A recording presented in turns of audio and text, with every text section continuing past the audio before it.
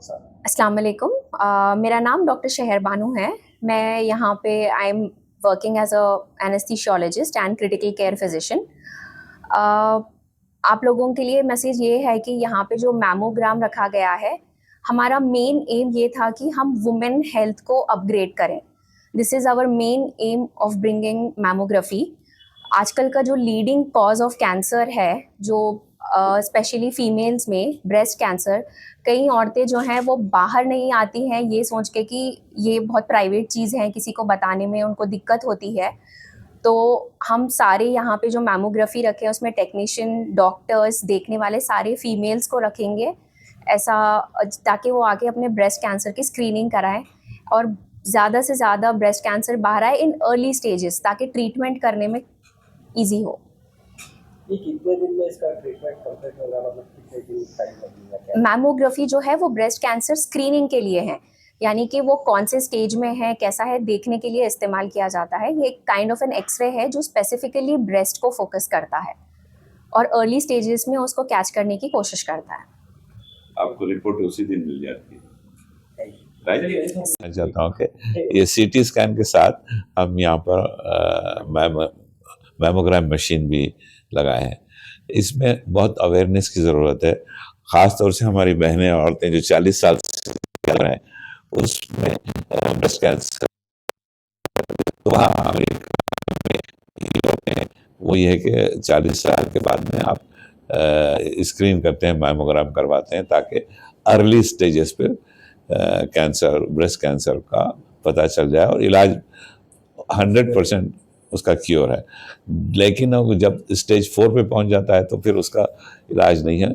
मसला ये है कि यहाँ पर केसेस आते हैं जो काफ़ी एडवांस हैं, क्योंकि वो मैमोग्राम होता नहीं है।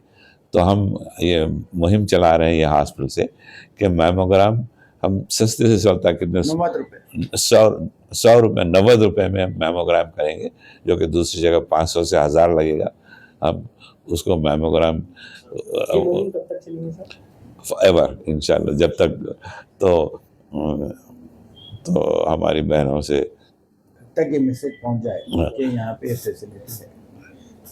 ठीक है ना? अस्सलाम वालेकुम। मैं doctor Mohammad Abdul Moiz, medical director Indo US hospital.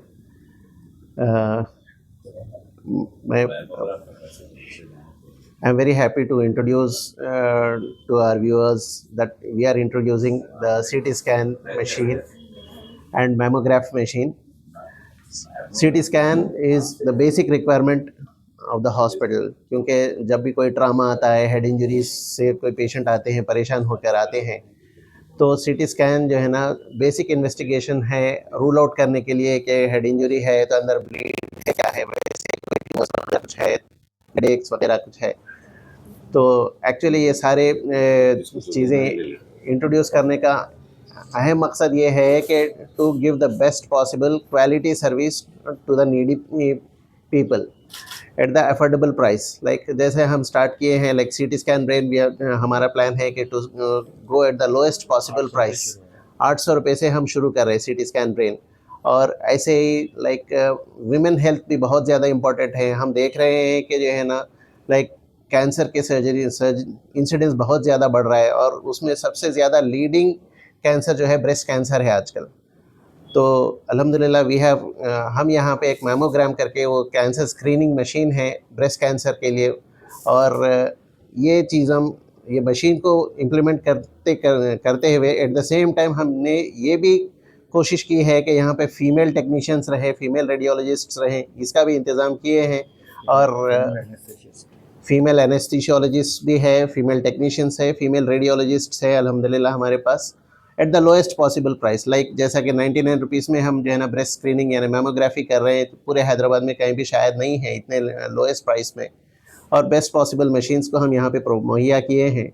मैं आवाम से गुजारिश करता हूँ कि वो इन मशीनों का एडवांटेज लें और अपनी सेहत का ख्याल रखें। जब कभी भी कुछ ऐसा प्रॉब्लम हो तो बिला झिझक हमारे पास आएँ।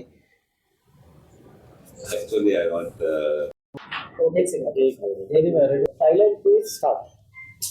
जी अस्सलाम वालेकुम। मैं वाइस प्रेसिडेंट हूँ अशरफुल मदारिस का, और अभी एक सवाल आया कि समर कैंप में कुछ करेंगे या समर कैंप,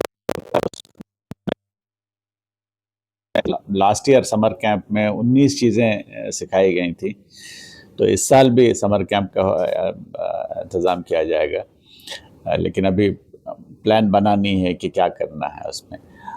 ये जो मशीन आज सिटी स्कैन का मशीन इनाग्रेट हो रहा है, वो हमारे मंजूर गौरी साहब जो यूएस से आए हैं, IMRC रन करते हैं, उनके मदद से और उनके तौसी से ये आज काम शुरू होगा। वैसे इंडो US हॉस्पिटल को भी सपोर्ट करते हैं, सहायता ट्रस्ट को भी सपोर्ट करते हैं, अशरफुल मदारिस को भी सपोर्ट करते हैं, और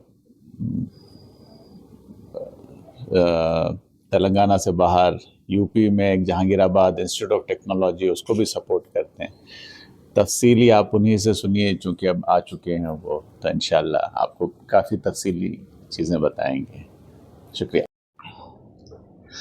मैं सेक्रेटरी अशरफुल मदारिस बात कर रहा हूँ, सैयद अनीसुद्दीन। ये हॉस्पिटल वाले हमको अप्रोच किए थे कि इनके पास CT मशीन नहीं है, पेशेंट को काफ़ी तकलीफ़ हो रही है, और हमको ये भी बताया कि दूसरे NGO नौमान वाले जहाँ पे एक नियोनेटल ICU के लिए फंडिंग करे थे। तो जब मैं समझा कि ये ज़रूरी है, तो हमारे ट्रस्ट के तरफ से हम ये फैसिलिटीज़ देने के लिए राज़ी हुए थ्रू अशरफुल मदारिस। और इस लिहाज से आज ये जो सिटीज़ मिशन का जो इनाग्रेशन हो रहा है, this is being supported by our NGO Ashraful Madaris and being run at Indo US hospital for the cause of the people at a very subsidise rate. तो ये हमारा मोटो यही है कि गरीब से गरीब आदमी को भी 20% 40% में तो भी उसका इलाज हो जाना चाहिए। अगर वो 100% नहीं दे सक रहा है और ज़कात का मुस्तहक़ है, तो फिर हम जो है उसकी मेडिकल ट्रीटमेंट के लिए भी सपोर्ट कर रहे हैं, लेकिन हमको अश्योरेंस ये होना है कि उन्हें ज़कात का मुस्तहक़ है। जब तक हम वो सर्टेन नहीं कर लिए, हम ये क्लियर नहीं दे रहे। तो एक मैसेज ये भी जाना चाहिए कि यहाँ पे कोई भी ट्रीटमेंट हो जो इस दवाखाने में होता है, वो ज़कात के हेड में भी हो सकता है, प्रोवाइडेड हमको साबित करना पड़ेगा कि नो ज़कात का मुस्तहक़ है। एक चीज़। दूसरी चीज़, खाली अशरफुल मदारिस एजुकेशन पे, मेडिकल पे काम नहीं कर रहा है, इसके अलावा भी अशरफुल मदारिस की स्कोप और ज़्यादा है। अशरफुल मदारिस इस साल रमज़ान के महीने में कम से कम 1 करोड़ रुपए का अनाज बांटेगा किस लोगों में, गरीब लोगों में, ताकि वो खा के अपना इफ्तार कर सके और सहरी कर सके। तो इस ज़िमन में इतनी मकदार दी जाएंगी कि एक घर 30 दिन इस अनाज से अपना इफ्तार भी करेगा और अपना सहरी भी करेगा। तो ये हमारे अशरफुल मदारिस के वाइडर स्कोप में है। तो सिर्फ अशरफुल मदारिस एक एजुकेशनल इंस्टीट्यूशन नहीं है, इसके अलावा हम जो है सोशल सर्विसेज में भी है, स्कॉलरशिप में भी है स्कूल के बच्चों की, और ये मेडिकल में भी है। दैट इज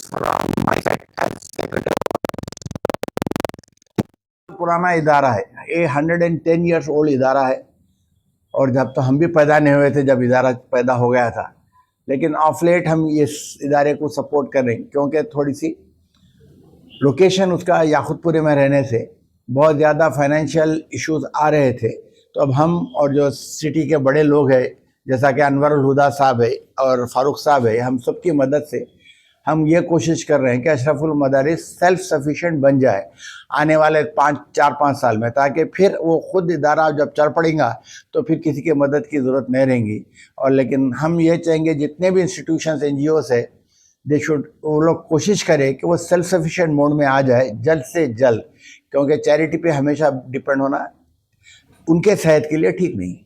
छोटा सा सवाल है आपसे, बड़ा करो भाई। कहा कि मुस्तहिक लोगों को जो है ना, जी, जो आपके तंजीम की तरफ से जो है खिदमत किए जाएंगे, अगर सन ऐसे भी लोग हैं जो कि आगे सरकार के दोनों के जिम्मेदार आप रहेंगे। और एक सवाल ये है, अशरफुल मदारिस की जो कारकर्दगी है तो हैदराबाद तक गई या दूसरे रियासतों में? फिल वक्त तो घर में चिराग जल गया तो मस्जिद को जाएंगे सब बच्चों का एडमिशन। आपके वैसे लोगों का काम है ये इस मैसेज को घर घर पहुंचाने की कोशिश कीजिए। आपका घर तो करीब है उसकी, ओल्ड सिटी में काफी टाइम से चल रहा था, न्यू सिटी में जैसा आप लोग ये खिदमत कर रहे हैं और कहाँ पर और कहाँ पे चल रहा है? मलकपेट में है ना साहब, मलकपेट में सेम हॉस्पिटल सेम फैसिलिटी